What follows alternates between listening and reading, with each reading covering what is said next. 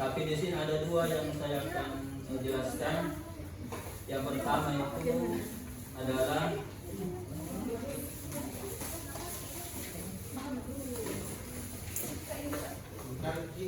ini produk alat penampung air mineral atau air lontar modern. Kabupaten Jenderal Kontrol memiliki tarif monopol yang kuat melalui pemanfaatan pohon lontar sebagai sumber nilai dan bahan kebutuhan hidup masyarakat. Namun pemanfaatannya masih didominasi metode tradisional yang kurang efisien dan higienis serta belum terintegrasi dengan teknologi ramah lingkungan. Oleh karena itu, pengembangan produk STEM berupa alat penampung air mineral yang modern dan lampu taman dari pohon siwalan tenaga surya menjadi inovasi yang relevan dan kontekstual karena menggabungkan potensi lokal dengan konsep sains, aliran fluid dan energi surya, teknologi desain penampung mineral dan panel panel surya, kemudian rekayasa perancangan alat fungsional serta dari matematika yaitu pengukuran volume dan efisiensi energi. Nah, produk ini tidak hanya mendukung peningkatan kualitas pemanfaatan sumber daya lokal secara berkelanjutan, tetapi juga menjadi media pembelajaran STEM yang bermakna bagi peserta didik atau murid untuk menumbuhkan keterampilan abad ke-21 dengan kepedulian lingkungan dan kebanggaan terhadap segala protokol daya kontrol sesuai dengan semangat 20 Merdeka. Nah, di sini dapat dilihat itu produk alat penampung air pohon lontar atau air mineral suara modern. Jadi di sini hanya menggunakan alat-alat yang bisa didapatkan oleh peserta didik, yaitu berupa botol, kemudian selang, dan juga ada semacam keran. Nah, kenapa saya terinovasi untuk merancang ini? Karena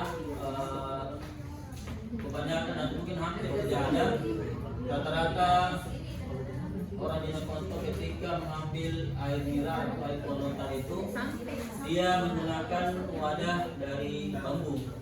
Kemudian setelah dari bambu untuk menampung air lontar, kemudian setelah itu baru digunakan ke botol. Ya, jadi saya terpikirkan kenapa tidak langsung ke botol saja. Jadi pada saat air lontar itu masuk ke dalam botol, itu sudah lagi tidak terkontaminasi oleh organisme luar yang bisa merusak kandungan atau komponen daripada air minum tersebut. Ya. Karena kalau masyarakat yang pada umumnya itu air penampungnya terbuka, jadi terkontaminasi dengan hawa-hawa luar.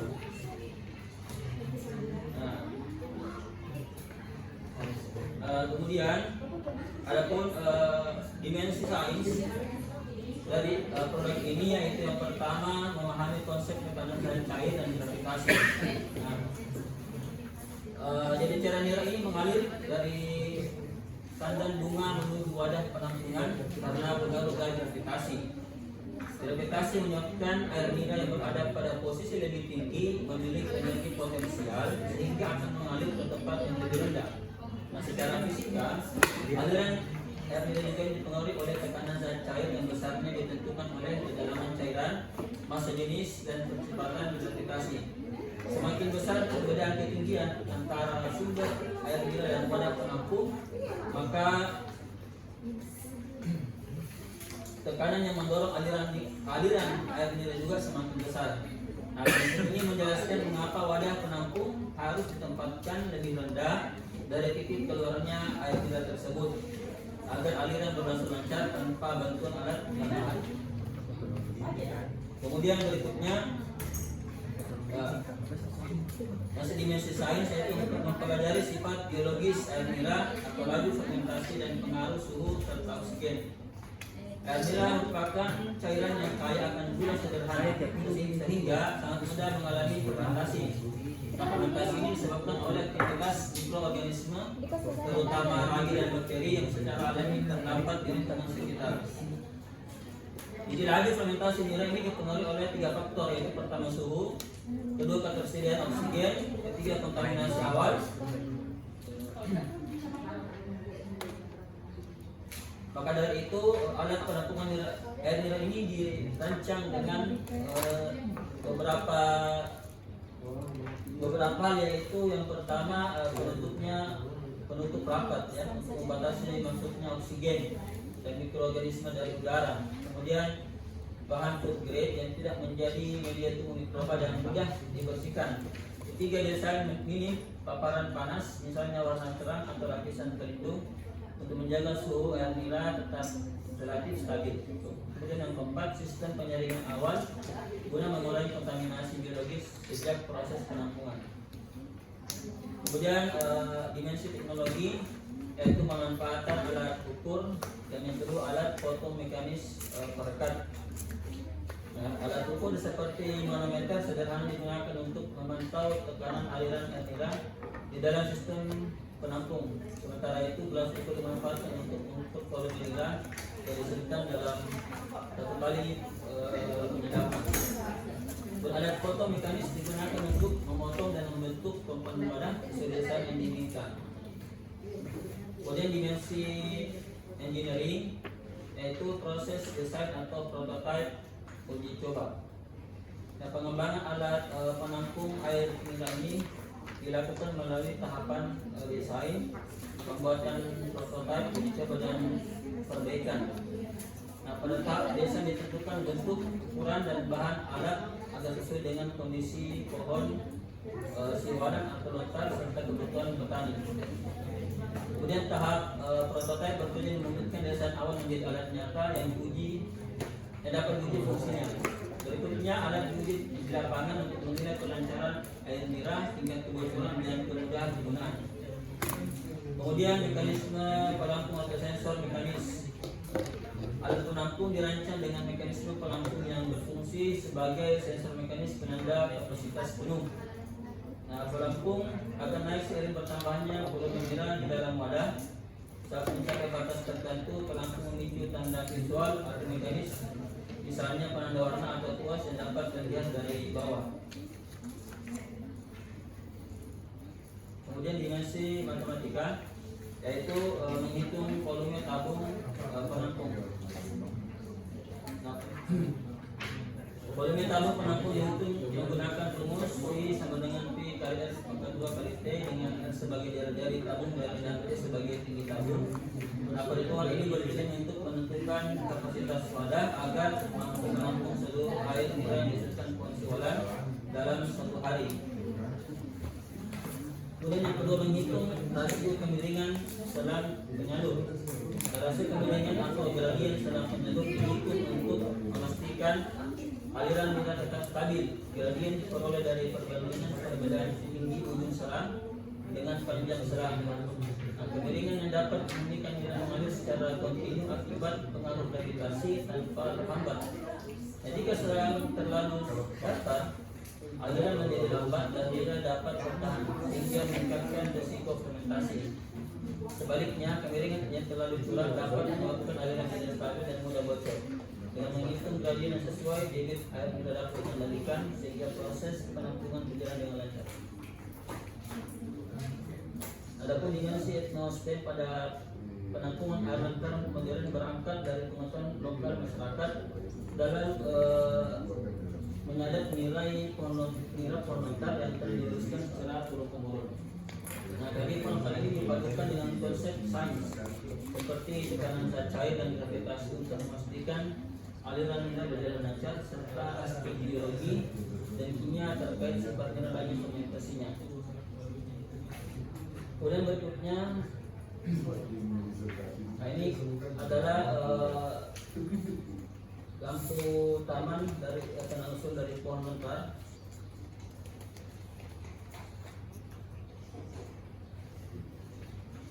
Adapun konten masalahnya, yaitu yang pertama pergantungan pada listrik PLN. Lampu taman konvensional membutuhkan sumber listrik yang tidak selalu tersedia di daerah terpencil serta menambah biaya listrik bulanan. Kemudian potensi energi surya belum dimanfaatkan secara optimal. Daerah dengan paparan sinar matahari tinggi belum sepenuhnya memanfaatkan energi surya sebagai sumber alternatif yang ramah lingkungan. Kemudian desa lampu tidak konseptual dengan lingkungan lokal. Nah, banyak lampu taman modern tidak menyatu dengan lingkungan sekitar dan mengabaikan potensi kearifan lokal seperti keberadaan pohon lantar tersebut. Kemudian kurangnya kesadaran energi terbarukan. Masyarakat dan peserta didik masih kurang memahami penerapan energi terbarukan secara nyata dalam kehidupan sehari-hari.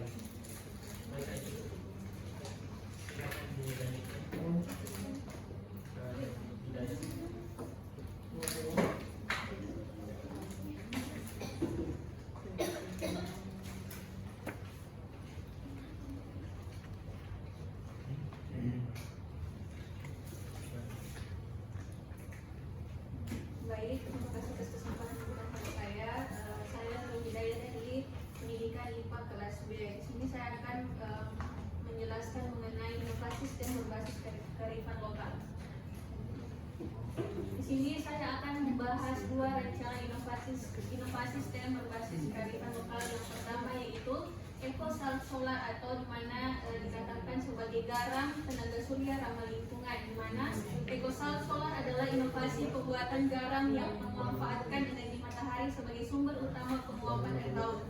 Yang kedua adalah Danke Smart, atau ini adalah inovasi dari Kabupaten Bekal itu Kabupaten saya sendiri, di mana integrasi sensor digital pada proses koagulasi susu kerbau tradisional. Yaitu Danke Smart adalah inovasi produksi keju tradisional MRK berbasis pengukuran suhu dan pH. Yang pertama yaitu ekosal solar, yaitu optimalisasi produksi garam tradisional berbasis energi surya. Merupakan inovasi optimalisasi produksi garam tradisional berbasis energi surya yang dikembangkan untuk mengatasi ketergantungan tinggi terhadap cuaca. Pada metode tradisional, proses pembuatan garam sangat bergantung pada sinar matahari sehingga produksi akan menurun bahkan terhenti saat musim hujan. Melalui pendekatan ini, energi matahari tetap dimanfaatkan secara lebih efektif dengan sistem yang lebih terkontrol sehingga proses penguapan dapat berjalan lebih stabil, meningkatkan produktivitas dan menjaga keberlanjutan produksi garam. Adapun solusi dari ekosal solar yaitu yang pertama dengan pembuatan rumah kaca sederhana menggunakan bangunan sederhana berbahan transparan seperti plastik atau kaca yang berfungsi melindungi area produksi garam dari hujan sekaligus tetap memungkinkan sinar matahari masuk secara maksimal. Yang kedua yaitu menjebak panas matahari, yaitu sistem dirancang untuk menjebak dan mempertahankan panas matahari di dalam ruang produksi sehingga suhu tetap tinggi, proses penguapan berlangsung lebih cepat dan produksi garam tetap stabil meskipun kondisi cuaca kurang mendukung. Selanjutnya, adapun konsep STEM pada ekosal solar yang pertama itu pada bagian sains. Penguapan dan panas, memanfaatkan prinsip penguapan air laut dengan bantuan panas matahari untuk mempercepat proses terbentuknya kristal garam. Kedua yaitu teknologi dengan memanfaatkan plastik UV menggunakan bahan plastik sebagai penutup yang mampu meneruskan sinar matahari sekaligus melindungi dari hujan. Ketiga itu engineering, di mana menggunakan desain wadah, merancang bentuk dan struktur wadah atau kolam agar penyerapan panas lebih optimal dan proses penguapan lebih efisien. Yang terakhir itu dari segi aspek matematika, menggunakan perhitungan luas permukaan dan waktu penguapan untuk menentukan efisiensi serta hasil produksi garam. Ini adalah model dari ekosal solar, di mana menggunakan sistem evaporasi berbasis rumah kaca, merupakan sistem evaporasi tertutup berbasis rumah kaca sederhana yang dirancang untuk meningkatkan suhu lingkungan penguapan air laut. Sistem ini terdiri dari wadah dangkal sebagai tempat air laut yang ditutup menggunakan material transparan berupa plastik atau kaca untuk membentuk ruang tertutup. Adapun proses kerja dari ekosal solar dapat dilihat pada layar tersebut bahwa pada gambar terlihat air laut dimasukkan ke dalam wadah dangkal, kemudian ditutup dengan bahan transparan seperti plastik UV. Sinar matahari akan masuk melalui penutup tersebut dan diserap oleh air sehingga permukaan air serta permukaan wadah. Panas yang masuk tidak mudah keluar kembali karena terperangkap di dalam sistem sehingga menciptakan kondisi suhu yang lebih tinggi dibandingkan lingkungan luar. Fenomena ini dikenal sebagai efek rumah kaca yang menjadi kunci utama dalam mempercepat proses penguapan air laut. Selanjutnya kriteria dari ekosal solar dibagi dari dalam 4 poin. Yang pertama itu laju penguapan tinggi, di mana sistem harus mampu meningkatkan kecepatan penguapan air laut sehingga proses pembentukan garam berlangsung lebih cepat dibandingkan metode tradisional. Kedua itu kualitas garam baik. Garam yang dihasilkan memiliki tingkat kebersihan dan kemurnian yang lebih tinggi sehingga layak untuk digunakan dan memiliki nilai jual yang baik. Ketiga yaitu biaya rendah. Sistem dirancang dengan memanfaatkan bahan dan teknologi sederhana sehingga biaya pembuatan dan operasional tetap terjangkau bagi masyarakat. Yang terakhir yaitu mudah digunakan. Teknologi ini digunakan secara sederhana dan tidak memerlukan keahlian khusus. Adapun optimasi dari ekosal solar menjadi 3 poin, di mana pertama memperluas permukaan air, material transparan dan sudut posisi.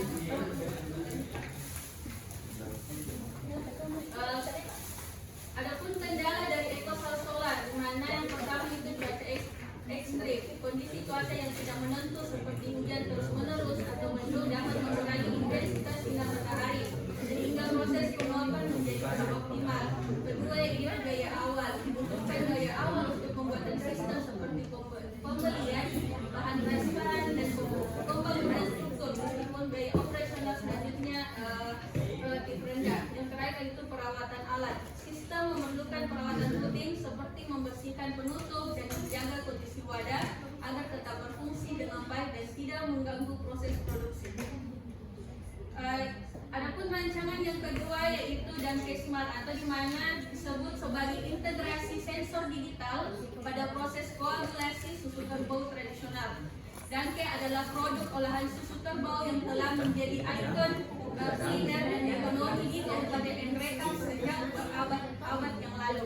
Secara ilmiah, proses pembuatan Danke melibatkan fenomena koagulasi protein, khususnya kasein, akibat penambahan getah pepaya yang mengandung enzim papain. Papain bekerja sebagai enzim proteolitik yang memutus ikatan peptida spesifik pada rantai kasein, menyebabkan agregasi protein membentuk gumpalan padat dan disebut dengan clot. Konsep sistem pada rancangan dan keseimbangan yang pertama dari segi sainsnya yaitu proses pembuatan Danke dijelaskan melalui konsep koagulasi protein dengan pH yang lurus serta aktivitas enzim papain dengan permasalahan utama berupa ketidakkonsistenan kualitas akibat metode tradisional pada tanpa pengukuran.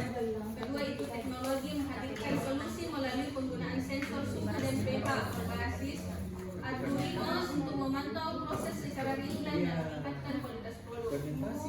Ketiga yaitu engineering, yaitu inovasi ditunjukkan dengan menggabungkan teknologi modern dengan alat tradisional tanpa mengubah nilai lokal sehingga menghasilkan sistem yang praktis dan aplikatif. Yang terakhir adalah secara matematika, yaitu menganalisis data melalui regresi linear dan statistika guna menentukan kondisi optimal produksi yang Adapun model dari rancangan dan keseluruhan ini yaitu sistem teknologi modern berupa sensor suhu dan pH, merupakan inovasi yang menggabungkan proses tradisional pembuatan Danke dengan teknologi sensor suhu dan pH berbasis Arduino. Sistem ini memungkinkan pemantauan kondisi secara real time sehingga proses koagulasi dapat dilakukan pada posisi optimal. Dengan demikian, kualitas Danke menjadi lebih konsisten, terkontrol dan sesuai dengan standar. Adapun dapat dilihat proses kerja dari inovasi Danke Smart ini terdiri dari 7 poin. Yang pertama itu persiapan sistem monitoring, kedua itu persiapan bahan, ketiga proses pemanasan terkontrol, keempat itu penambahan koagulan, kelima itu percetakan tradisional, keenam evaluasi produk, dan terakhir adalah analisis data. Cukup. Baik. Pada pengenalan Tanggap pada Bapak, Ibu, silakan 5 menit untuk saling diskusi terkait dengan disertasi yang telah dikeluarkan. Tapi silakan.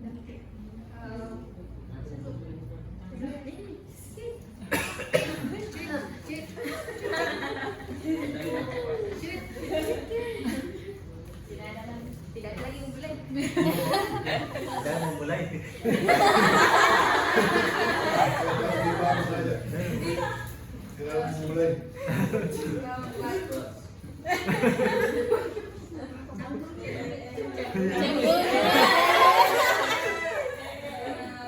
Jadi betul lagi.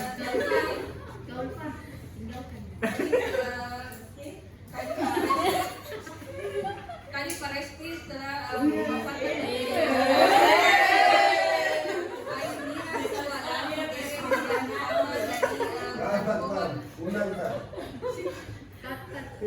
dari Oh, siap bro. tadi Pak Reski menjelaskan mengenai produk alat penampung air miras siwalan modern lampu taman dari bahan pohon siwalan berbasis tenaga surya. Tadi saya ingin bertanya mengenai pada lampu taman dari bahan pohon siwalan berbasis tenaga surya, yaitu bagaimana sistem penyimpanan energi pada lampu tenaga surya mempengaruhi lama waktu nyala lampu pada malam hari. Baik, jadi penyimpanan energi pada lampu tenaga surya dari lontar maupun siwalan itu bisa digunakan bagaimana baterai tersebut yang membutuhkan berapa lama lampu tersebut bertahan. Energi dari matahari disimpan di baterai pada 3 hari lalu panel surya. Semakin besar kapasitas baterai yang disimpan energi, semakin panjang yang bisa disimpan. Energi tersebut digunakan untuk menyalakan lampu pada saat malam hari. Nah, adapun yang mempengaruhi lama menyala daripada lampu tersebut adalah baterainya, yang dimana kapasitas baterai semakin besar, baterai yang kapasitasnya maka semakin lama juga menyala. Kemudian efisiensi panel surya. Kemudian 3 daya lampu, dan yang keempat lama penyinaran matahari. Itu juga mempengaruhi jumlah energi yang kita simpan. Kalau misalnya pada siang hari tidak ada matahari, mungkin otomatis juga energi yang kita simpan pada baterai tersebut itu juga sedikit. Jadi tertentu materinya juga. Jadi jika baterai kecil atau pengisiannya kurang optimal, maka lampu akan dan mati sebelum misalnya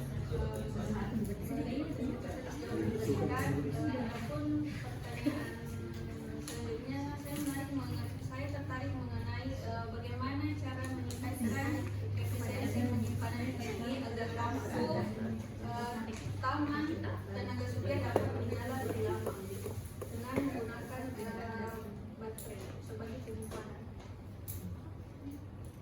Tentunya kalau untuk ini meningkatkan efisiensi penyimpanan itu ya harus punya baterai yang berkualitas, dan baterai lithium dan lebih efisien.